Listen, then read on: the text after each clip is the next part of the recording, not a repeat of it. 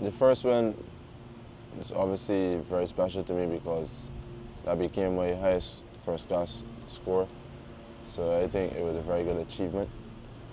Obviously, coming in at a stage where we were in a bit of trouble, so my aim was just to stay at the crease as long as possible and try to get the team up to a good total. The second one, I found myself in a similar position in terms of the team in a bit of trouble where we lost a few wickets. After having a decent partnership from the openers, we lost a few wickets quickly. So again, it's just to put the team in a good position to give the team a fighting chance. I mean, it was a lot different. It was a bit tougher in terms of expectations and stuff like that after coming out of under 19. I mean, obviously got a few lower scores, but coach always told me to just stay with it. And when the runs are coming, try to stay in decent touch for as long as possible, because you have more failures than success. So for me, it was a fairly difficult transition because of the expectations coming out of under 19. But I think that so far it's been a pretty decent road. Probably when my father passed, that was probably one of the toughest moments. I was here in the same Jamaica when I got the news that he wasn't doing too well. And I left and went home after playing against, I think it was Jamaica, at the same very venue, Sabina.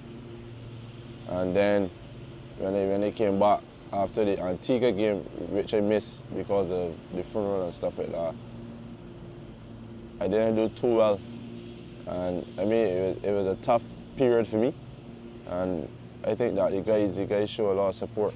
And I think mentally, it was more mental than physical. And I think that the guys really helped in terms of keeping me above ground, in terms of getting back to the standard where I'm supposed to be.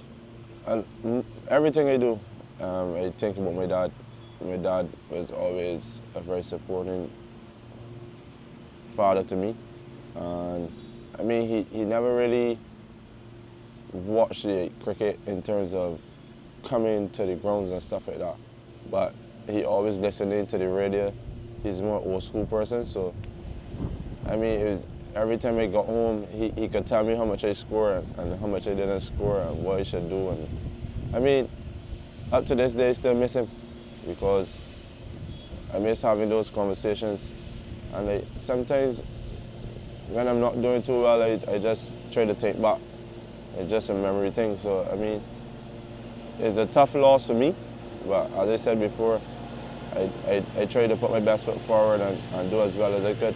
I set myself a personal goal in terms of getting 300s in this series and putting the team in really good position. So I've scored 2 so far, so with a start like that, obviously looking to better it as the games go on.